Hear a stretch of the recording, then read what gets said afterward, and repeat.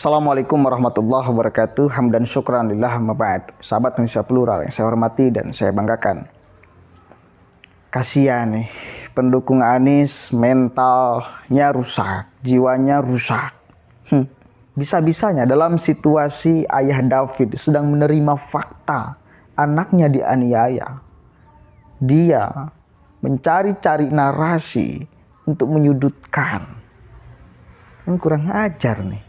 Dan dia masuk menerobos ke ruang yang sebetulnya dia tidak punya hak untuk masuk ke wilayah itu. Tapi itulah ciri mereka. Sebelumnya kita lihat dulu nih, apa ocehannya. Gus Yakut gitu, biasa dipanggil Gus dia. Kalau kita sih nggak usah lah, kan nggak obral lah kita ya, menjenguk David di rumah sakit belum lama ini. Dan dalam cuitannya, Yakut menyampaikan pesan panas sekaligus mendalam. Anak kader adalah anakku juga. Catat ini. Nah, itu katanya di Twitternya. Dan dilihat dari beberapa foto yang beredar, sosok Jonathan tampak sangar dengan wajah dan beberapa bagian tubuhnya yang diwarnai tato. Namun demikian ia dikenal sebagai sosok yang agamis. Ya, ini intinya pemirsa. Pengakuan dari suara.com. Ya, sosok Jonathan tampak sangar dengan wajah dan beberapa bagian tubuhnya diwarnai tato. Namun demikian ia dikenal sebagai sosok yang agamis. Itu dia diketahui dia sering membagikan sejumlah aktivitas dan foto tentang kegiatan keagamaan seperti saat mengadakan pengajian akbar, bertemu dengan ulama dan kegiatan GP Ansor di masjid. Nah, cuma pernyataan ini pemirsa direspon oleh media yang lain. Agamis dari mana? Coba cek jejak digitalnya. Jadi orang mengukur keagamaan seseorang itu apakah karena aktivitasnya ada kegiatan di masjid atau juga tercermin dari tutur katanya atau komentar-komentarnya. Bahasa yang digunakan itu bahasa seperti apa gitu loh. Kalau orang itu beragama, biasanya tutur katanya itu santun lah ya, tidak jorok. Yang pasti tidak jorok, tidak memaki, dan juga punya empati. Tampaknya banyak juga ya, sampai hari-hari terakhir setelah hijrah atau setelah jadi mu'alaf itu kayaknya nggak berubah deh ya. Dan bahkan banyak orang atau banyak pihak yang mengatakan bahwa Jonathan ini mendapatkan peringatan yang keras ya, agar dia juga punya simpati ketika anak dari seorang ayah ya yang dihajar ya, itu sampai akhirnya meninggal. Bahkan tidak langsung ketemu kan, itu jenazahnya kan beberapa waktu itu nggak dikasih tahu ya. Nah, inilah yang terjadi itu, dan ini mendapatkan peringatan yang keras. Dan rupanya juga tampaknya Jonathan juga sedih sekali ketika menghadapi anaknya ya dibegitukan oleh Mario Dendi ini ya. Berat juga ternyata kan menjadi seorang ayah. Kalau misalnya dia dengan komentarnya seperti itu, apakah juga dia bisa menerima? Ini memang pelajaran yang sangat keras bagi Jonathan. Ya, mudah-mudahan dia sadar memperbaiki semua itu ya. Tetapi kasihannya itu adalah karena Davidnya yang menerima itu. Cuma kalau ditelusur lebih lanjut, isu-isu beredarnya itu kan persoalan pegang-pegang gitu ya. Tapi saya kira belum lagi. Kasihan ya. Sekali lagi rusak mentalnya, rusak jiwanya. Kalau nggak salah itu channelnya Ulil Albab Media. Kasihan ya, Ustadz katanya. Bahwa kalau Anda benci NU, nggak suka NU, nggak suka Ansor, nggak suka Banser, nggak jadi soal, silahkan ya, rusak Anda, nggak jadi soal. Tetapi kalau Anda masuk ke ruang yang sebetulnya Anda tidak punya hak untuk masuk ke wilayah sana, kemudian Anda paksakan masuk, ini bagi saya sudah kelewatan.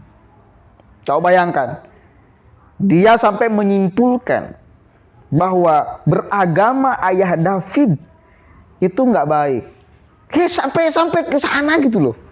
Kok bisa Anda menilai agama seseorang? Mending kalau Anda kenal dengan ayah David. Ya, setiap hari tahu aktivitasnya apa. Misal tukang mabok, tukang zina, tukang melanggar syariat agama, lalu Anda menyimpulkan itu mungkin wajar. Oh, saya kira Anda nggak tahu keseharian ayah David seperti apa. Lalu Anda menyimpulkan bahwa beragama ayah David itu kurang baik. Kan gila. Nggak ada perubahan sebelum dia mu'alaf dan setelah dia mu'alaf. Dia sampai berani menyimpulkan itu. Kurang ajar. Ustadz loh katanya. Ustadz katanya. Ustadz kok sableng kayak gini ya? Itu bukan ranah Anda coy. Maaf, nggak sudi saya ngomong Ustadz. Itu bukan ranah Anda coy. Masuk ke ruang agama penilaian. Dan lagian satu kali lagi, Anda nggak tahu tuh ayah David seperti apa kesehariannya. Stop lah, Anda gara-gara nggak suka orang-orang NU, nggak suka NU, nggak suka Banser, nggak suka Ansor, lalu Anda menggadaikan nama Ustadz untuk mengulik-ulik kesalahan. Lalu Anda ngomong tentang empati. Orang yang beragama dengan baik itu punya rasa empati. Apakah Anda ketika ngomong itu punya rasa empati, bos? Kepada keluarga David, kepada ayahnya yang anaknya sampai detik ini masih terkapar, baru merespon gerakan. Udah lama. Anda punya rasa empati enggak? Atau Anda ngomong itu sedang menyindir Anda sendiri? Hai Ustadz Suharsono, Ustadz. Jadi justru yang tidak punya empati itu Anda. Jadi ketika Anda mengatakan bahwa orang yang bagus imannya yang punya rasa empati, dan faktanya sekarang Anda ngomong itu menunjukkan bahwa Anda tidak punya rasa empati, maka omongan Anda itu balik ke Anda loh. Itu kalau yang cerdas mikirnya kayak gitu. Tapi kalau kita lihat komentar-komentarnya kan pada akhirnya menjadi menyudutkan ayah David. Hanya karena postingan-postingan dulu ayah David. Kemudian kembali dibongkar lagi. Dengan bahasa-bahasa jorangnya, bahasa-bahasa jijinya, kontol segala macam ada. Dulu tapi. Nah, kita tahu. Ayah David itu mu'alaf. Gitu saudara ya. Kasihan, mereka mencari cara, mencari narasi, mencari kalimat, mencari kata-kata untuk seseorang, kelompok yang mereka benci itu tetap salah di mata publik. Gila kan? Tapi ya wis lah, masyarakat sudah pasti akan paham. Silakan Anda benci kepada NU, silakan. Silakan. Hancur-hancur sekalian Anda. Siapa datang mengancammu kan binasa di bawah durimu. Udah banyak terbukti. Hati-hati ya. Hati-hati. Hati-hati. Hati-hati.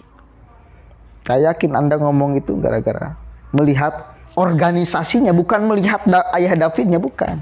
Melihat bahwa David itu petinggi Ansor. Itu melihat itunya itu. Lalu Anda mencari-cari kalimat, kata-kata untuk supaya menyudutkan dia. Jadi Anda itu sebetulnya benci kepada orang NU, benci kepada orang Ansor, benci kepada orang Banser. Monggo, silakan, nggak jadi soal. Enggak.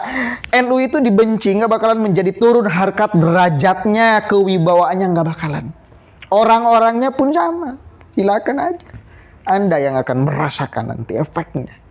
Sudah terbukti, banyak terbukti. Udah banyak orang yang menghina, mau orang NU secara organisasi, mau orang-orang NU lalu kawalat. Kawalat saya gunakan tuh. Oke lagi, keramat, hati-hati loh NU. Siapa datang mengancammu kan binasa di bawah durimu. Itu hati-hati. Mau percaya mau enggak ya silahkan. Mau menghujat, mau menghinakan, mau meledek ya silahkan. Enggak bakalan kita larang. Silahkan. Karena efeknya bakal Anda yang merasakan, bukan orang lain. Assalamualaikum warahmatullahi wabarakatuh.